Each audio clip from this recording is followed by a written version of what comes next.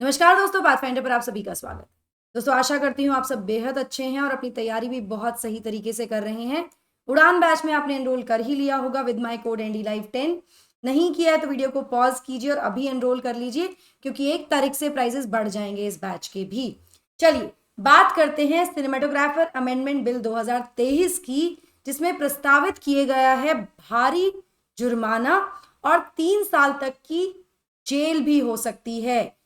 क्या इस बिल से फिल्म इंडस्ट्री को कुछ फायदा होने वाला है?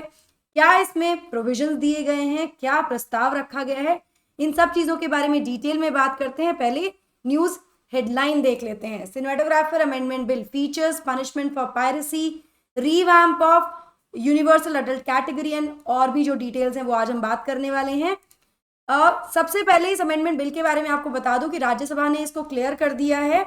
इस बिल का उद्देश्य है कि जो भी पायरेसी, जो एक तरह से कॉपी रिकॉर्ड कर लेते हैं ना, आपने देखा होगा कि पायरेटेड मूवियां क्या होती हैं, मूवीज क्या होती हैं, जब एक पिक्चर को रिकॉर्ड करके अनऑथराइज तरीके से और उसकी कॉपीज बना के बेचा जाता है। तो पायरेसी को रोकने की इसमें मतलब उस पर अंकुश लगाने का प्रयास किया जा रहा है।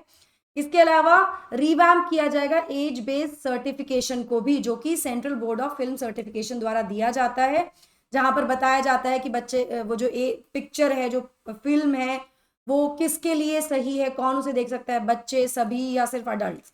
इसके अलावा यूनिफॉर्मिटी लाने की बात भी कही है कैटेगराइजेशन में पिक्चरों के और कंटेंट के अक्रॉस प्लेटफॉर्म्स। इसके बारे में डिटेल में बात करते हैं, बट बिफोर मूविंग फॉरवर्ड आप मुझे फॉलो कर सकते हैं इस टेलीग्राम चैनल पर। दोस्तों, मेरी सभी क्लास की अपडेट शेड्यूल्स पीडीएफ्स के लिए अनअकैडमी ऐप पर आप मुझे फॉलो कर सकते हैं। मेरी सभी special classes and plus courses के लिए एनरोल करने के लिए आपको सिर्फ मेरा कोड यूज करना है एनडी लाइव 10। रिजल्ट्स आप जानते ही हैं, आप इनमें से एक हो सकते हैं। कैसे? उड़ान बैच का हिस्सा बनकर। उड़ान बैच जो कि शुरू हो रहा है 1 अगस्त से, यहां पर ये आपको अभी अवेलेबल है केवल 8,000 रुपए में, लेकिन इसके प्राइसेस बेहद जल्द बढ़ने वाले हैं 35% तक। यहां पर आपको मिलने वाली हैं 900 से ज्यादा घंटे की लाइव क्लासेस, मेंस और प्रीलिम्स की test series, live answer writing, live notes making. बहुत अच्छा प्लान शेड्यूल यहाँ पर दिया गया है। टॉपर्स के द्वारा क्लासेस और मेंटोरिंग भी यहाँ कराई जाएगी। Pre mains mentorship interview guidance programme के लिए भी आप एलिजिबल हो सकते हैं अपने प्रीलिम्स को क्रैक कर और प्रीलिम्स मेंस इंटरव्यू की कॉम्प्रिहेंसिव कवरेज आपको यहाँ मिलने वाली है। बिल्कुल डिले मत कीजिए, अभी एनरोल कर लीजिए with my code ND live 10, ताकि अपनी सेविंग्स को आप मैक्सिमाइज कर सकें हमारे यूपीएससी पाथफाइंडर बैच के अंडर। नाउ ये वाला कोड क्यों यूज करना है मैम, आप ही का कोड क्यों यूज करें? 2 बेनिफिट्स हैं। एक तो आपको बेहतरीन डिस्काउंट मिल रहा है, दूसरा बेनिफिट ये है दोस्तों कि मेरी गाइडेंस, मेरी मेंटोरशिप आपको मिलेगी आपकी प्रिपरेशन में, आपकी जर्नी में। इसके अलावा कॉम्बो जो बैच है हमारा, जहां पर जीएस और ऑप्शनल भी कराया जाएगा, ये मात्र 15,000 में अवेलेबल है। क्लासेस इसकी भी 1 तारीख से शुरू हो जाएंगी। यहाँ पर जो प्राइस है 15,000, वो भी 31 जुलाई तक है। 1 तारीख से इसके प्राइसेस भी 35% तक बढ़ जाएंगे, जहां आपको लाइव क्लासेस मिल रही है, अनलिमिटेड एक्सेस मिल रहा है सभी ऑप्शनल की लाइव और रिकॉर्डेड क्लासेस का, फुल सिलेबस कवरेज मिल रही है इन सभी दिग्गजों के साथ, और answer writing practice detail evaluation के साथ आपका होगा।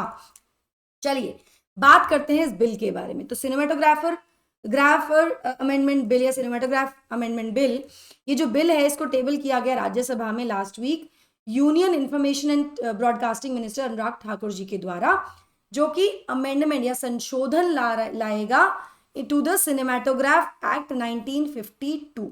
सिनेमाटोग्राफ एक्ट 1952 जो है, ये बेसिकली वो एक्ट है जो ऑथराइज करती है सीबीएफसी यानी central board of film certification को, कि जहां पर भी आवश्यकता है पिक्चर में कट लगाने की, क्लियर या फिर उसको क्लियर करने की, एग्जिबिट करने के लिए, पिक्चर को लगाने के लिए थिएटर्स में या टीवी पर भी।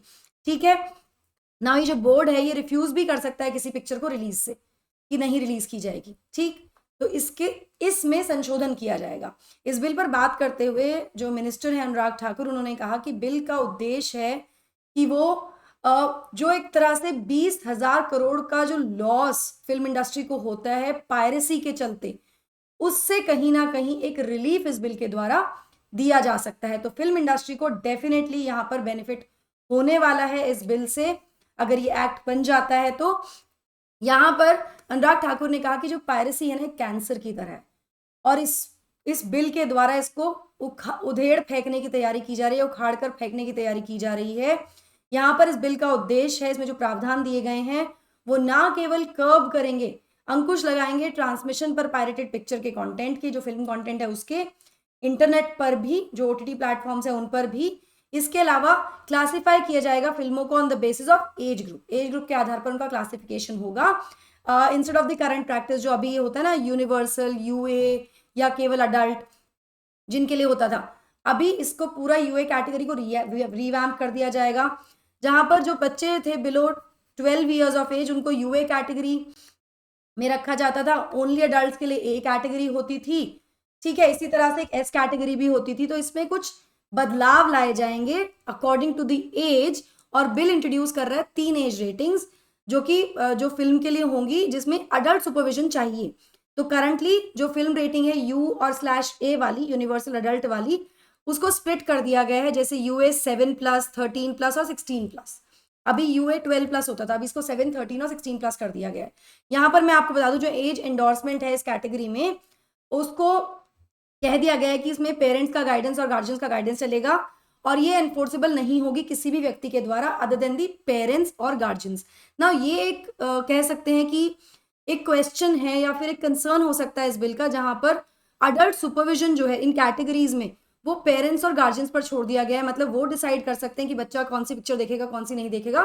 सेंसर बोर्ड जो CBFC है हमारा, उसके द्वारा सिर्फ कैटेगराइजेशन किया जाएगा, बाकी आपको खुद से देखना है कि आपका बच्चा वो पिक्चर देख सकता है कि नहीं देख सकता ना। यहाँ मैं आपको बता दूं कि IT रूल 2021 में ये इम्प्लीमेंटेशन हो गया था ग्रेडेड एज रेटिंग्स का, जो स्ट्रीमिंग प्लेटफॉर्म्स है, OTT प्लेटफॉर्म्स है उसके लिए। और ये कब हुआ था, मतलब इसके बाद 2004 के बॉम्बे हाई कोर्ट का जो ऑर्डर था उसके चलते भी फिल्म्स को रेट किया, जिन फिल्म्स को रेट किया गया था अडल्ट के लिए, मतलब जो A कैटेगरी की फिल्म थी, उनको अधिकतर को प्रोहिबिट या ये कह सकते हैं प्रतिबंधित किया था कि उनको टेलीविजन पर ना दिखाया जाए, ठीक है। नाउ यूजुअली जो ब्रॉडकास्टर्स हैं वो क्या करते हैं कि फिल्म को खुद से उसमें एडिटिंग कर देते हैं, वॉलंटरी कट कर देते हैं अपने हिसाब से, और उसको रीअप्लाई कर देते हैं CBFC के यूए रेटिंग के लिए। नाउ ये जो बिल है ये फॉर्मलाइज करता है इस प्रैक्टिस को भी, और यहाँ पर बहुत क्लियरली लिखा गया है कि फिल्म्स को रीसर्टिफाई करवाना होगा टीवी और बाकी मीडियम्स के लिए भी, बाकी मीडिया के लिए भी, मतलब OTT प्लेटफॉर्म्स के लिए भी। ऐसा नहीं कि आपने इसको ऐसे कर दिया, इसको रीसर्टिफाई करवाना भी जरूरी होगा अब, ऐसे मतलब इसको एक तरह से फॉर्मलाइज कर दिया गया है ना। पायरेसी की हमने शुरुआत में बात की कि ये पायरेसी को कैसे कर्ब करेगा, तो यहाँ पर जैसा कि मैंने आपको बताया, अनुराग ठाकुर ने पायरेसी को कैंसर की तरह बताया। उन्होंने कहा कि जो बिल है ये प्रतिबंधित करता है किसी भी तरह की पायरेसी की एक्टिविटीज को या उसको बढ़ावा देने को। कैसे, किस तरह से? अनऑथराइज रिकॉर्डिंग को प्रोहिबिट करता है, प्रतिबंधित करता है, जो बिना परमिशन के अनऑथराइज तरीके से रिकॉर्डिंग्स कर दी जाती हैं, है ना। या फिर unauthorised exhibition of films, unauthorised तरीके से पिक्चरों को रिलीज करना है, उनको दिखाने पर भी रोक लगाता है, प्रतिबंधित करता है। यहाँ पर इसको और स्ट्रिक्ट कर दिया गया है, ये कहा गया है कि अगर कोई अटेम्प्ट भी करता है अनऑथराइज रिकॉर्डिंग, आपने देखा होगा ना, बहुत बार हमने सिनेमाघरों में देखा है कि लोग फोन से रिकॉर्डिंग करने लगते हैं। कई बार हमने देखा है कि जहां से वो स्क्रीन पर पिक्चर आ रही होती है वहां पर कुछ गैजेट लग जाता है, किया जाता है। पायरेसी ऐसे ही तो होती है। अगर कोई अटेम्प्ट भी कर रहा है इस तरह की रिकॉर्डिंग तो भी एक तरह से ये ऑफेंस माना जाएगा, और इस ऑफेंस में पनिशमेंट भी दी गई है, और काफी सख्त पनिशमेंट है, जिसमें इम्प्रिजनमेंट यानी जेल है 3 महीने से 3 साल तक की, और फाइन है 3 लाख रुपए से लेकर 5% तक का, जो कि ऑडिटेड प्रोडक्शन कॉस्ट आया था उस पिक्चर का। लेट्स से अगर पिक्चर 10,000 करोड़ में बनी है तो उसका 5% आपको देना पड़ेगा, या 2,000 करोड़ में बनी है तो उसका 5% आपको देना पड़ेगा एज अ फाइन। ये भी इसमें प्रावधान किया गया है, तो पनिशमेंट भी काफी स्ट्रिंजेंट कर दी गई है। और बाकी क्या प्रपोजल्स हैं, तो जैसे कि पहले जो CBFC का जो सर्टिफिकेशन होता था वो 10 साल के लिए वैलिड होता था।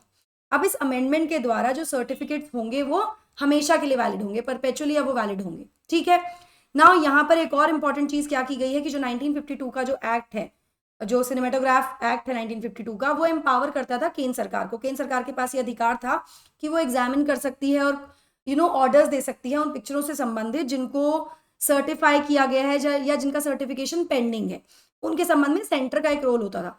अब इस अमेंडमेंट के द्वारा, संशोधन के द्वारा, इस रिविजनल पावर को केंद्र की, जहां पर केंद्र सरकार भी कुछ पावर्स थी with respect to certification etcetera, उसको हटा दिया गया है। मतलब केंद्र सरकार के पास इस तरह का कोई भी अधिकार नहीं है। यहाँ पर अनुराग ठाकुर जो है मिनिस्टर, उन्होंने अंडरलाइन किया कि सीबीएफसी को कंप्लीट ऑटोनॉमी दी जाएगी इस बिल के अंडर। मतलब सीबीएफसी जो सेंट्रल बोर्ड है उसके पास पूरा एक तरह से कह सकते हैं कि अधिकार होगा, अब किसी को भी इसमें इंटरफेयर नहीं करना होगा। यहाँ पर ये मेंशन भी किया उन्होंने कि भाई ये जो मेजर कंसर्न था अमेंडमेंट बिल का, इसमें कितनी पावर होनी चाहिए सीबीएफसी के पास, तो यहाँ पर ये कहा गया कि उनके पास पूरी ऑटोनॉमी होगी अब सर्टिफिकेशन के विषयों पर, यानी कि सीबीएफसी अब सुप्रीम अथॉरिटी हो जाएगा। गवर्नमेंट सीबीएफसी को सुप्रीम अथॉरिटी दे रही है and this is what the bill wants, और यही बिल चाहता है कि वो ऑटोनॉमस बॉडी बनकर पूरी तरह से डिसीजन ले with respect to the certification and categorisation etcetera. So this is the bill, और ये प्रपोज किया गया है जिसको राज्यसभा से पारित कर दिया गया है। इसके बारे में जब ये एक्ट बनेगा तो फिर से बात करेंगे डेफिनेटली। लिंक जो है पीडीएफ का अवेलेबल हो जाएगा डिस्क्रिप्शन में और कमेंट्स में। दोस्तों हमें रीच आउट करने के लिए आप एक डिस्क्रिप्शन बॉक्स में दिए गए फॉर्म को फिल कर सकते हैं।